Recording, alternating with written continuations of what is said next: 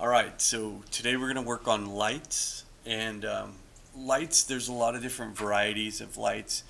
We're going to be working today primarily with our what's called a point light. It's a single point of light that emanates in all directions. You would call it like omnidirectional. It shines in every direction equally, and it's the simplest light. It's what we would consider like a baked light. So it when you render it, this particular light renders in during the compiling process.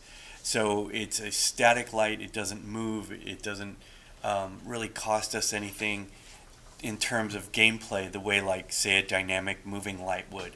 So these lights are cheap for gameplay, but they're and they're really easy to set up. They're probably the most common light in your game because they're cheap. They don't hurt performance, and they're the easiest light for us to use. Now, once you put these lights in your game, what's going to happen is your map's going to go dark. As soon as you get the first light in your game, any rooms you have that don't have lighting or any areas or parts of your map that don't have lighting, they're going to suddenly become black. So you're going to want to put in a couple of lights at least where your player start is at so you can see where you're at. So I'm going to go ahead and delete the light here by my player start. And I'm going to recompile my map and show you what I'm talking about. So I'm going to go ahead and compile this real quick. Okay, and it's compiled. Let me bring over the game. And I'm going to go ahead and reload. Alright, so I took that light away. You can see some light coming from over on the other side here. But now you can see my map actually has like light and dark in it. So let's get out of here, and I'm going to go ahead and kill a few more of these lights so you can see what I'm talking about. So let's take out this light, and let's go ahead and take out this light. Alright, I'm going to recompile the map real quick. Run map. Now, as we add lights, your compile time is going to go up. So just understand that the more complicated these maps get, the longer it's going to take for us to compile them. So as we get more complicated with lighting, things are going to take longer and longer and longer to build the map. Alright, so I took out some lights, and you can see now it's quite a bit darker in here. I've got a light over here in this is like I think they call it like the mud room. This goes out to my garage. But you can see my entryway is pretty dark. Pass through here. The dining room's nice and dark now. Okay? So that's our lights. Let me show you how to put them in, and then you can experiment with them. They're pretty simple. So they are an entity. So we're going to start with our entity tool. This guy right here. We're going to come over where it says entities. Under object type, it's just the word light. When you type that in, you're going to see a whole bunch of different lights. Dynamic, environment, light, spot, NPC spotlights. Don't mess with any of those yet. We're only dealing with this first one, just a basic light. Okay, so we're going to select light, and then you're going to click where you want it. Now you can move it once you put it in, but we're going to go ahead and kind of drop it in roughly in the area that we want it. Once you put the light in, take your selection tool and double click on the light bulb. And we're going to see the settings for it. Now you can name these. Remember I talked yesterday about naming objects. And I think somebody, Leo, he saw that if he had objects with the same name, they reacted together.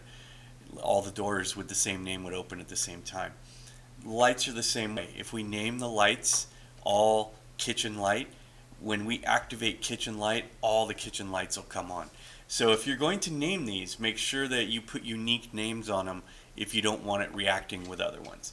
So I'm just going to call this kitchen LT1, kitchen light 1. Okay, so I've named it.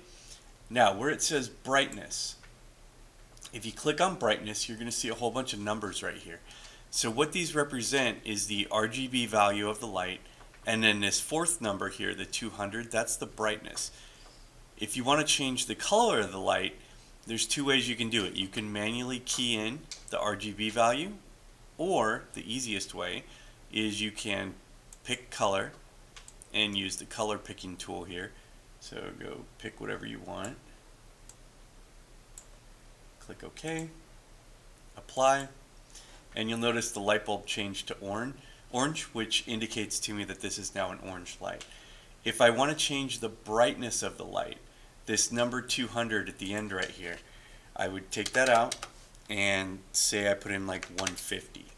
Okay, so you can play around, experiment with different light values, but so now I've created an orange light, 247-107-15. That's the RGB value of this orange. The 150 at the end is the brightness. So I'm going to go ahead and apply that, and then I'll run my map again.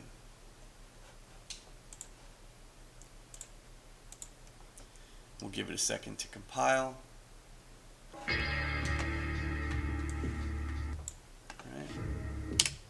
So here's the map. And let's see, we'll run through here.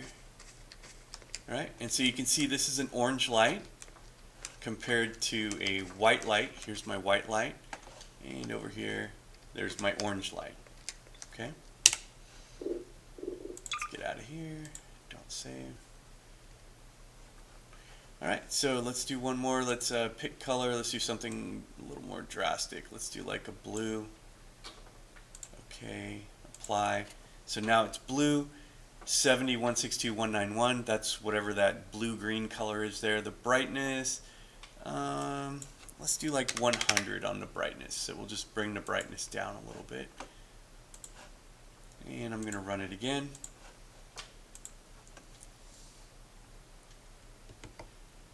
There we go. Alright. There's my map. And let's run through over here to the kitchen. And there you go. So now you can see it's kind of that blue-green. It's kind of interacting with the orange, making it very green when those two colors are blending. But you can definitely see on the ceiling, it's the bluish-green that I had originally chosen. All right. So so we're going to start with these types of lights, point lights. There is an upper limit to how many individual light entities you can have shining on a single brush or object, and off the top of my head I want to say it's like 8. So we don't want to put like 60 or 100 lights in one room. We want to try to light a room with the minimum number of lights we can to get the desired effect we're looking for.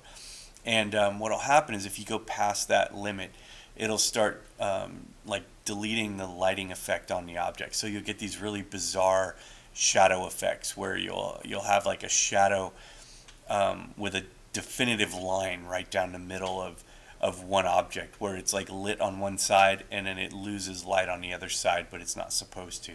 So in your rooms, try to consider how many lights you can put in there to get the effect you're looking for without, like if in my kitchen, for example, in the ceiling, there's a total of 8 lights. So I would probably have to figure out a way to, kind of mess around with my lighting a little bit, because there's a limit to how many lights we can have shining on a single object.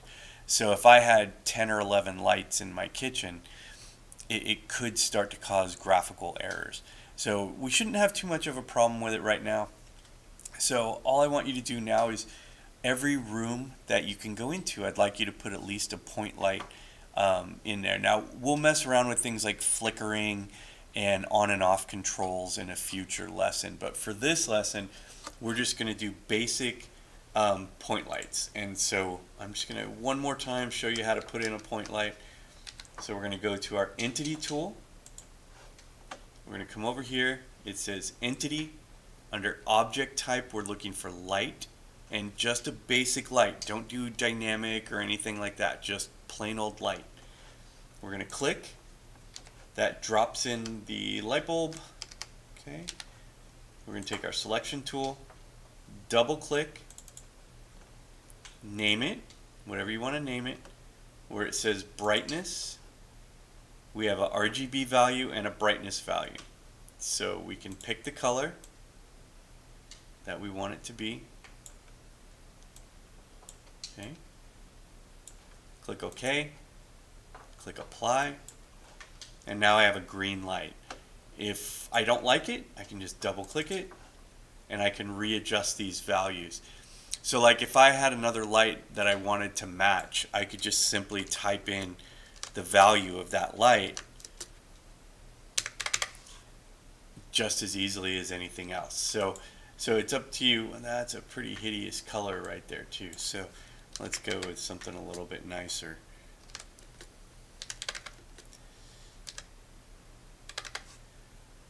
There we go. So purple. All right.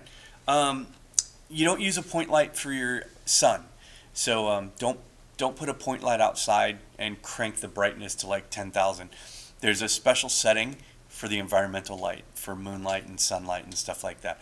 So we don't use point lights for environmental lights. It's a separate type of light. And we'll deal with that in a future lesson when we do things like make it nighttime or make it daytime. So all we're doing today is point lights. Very simple point lights. We're adjusting the brightness and the color.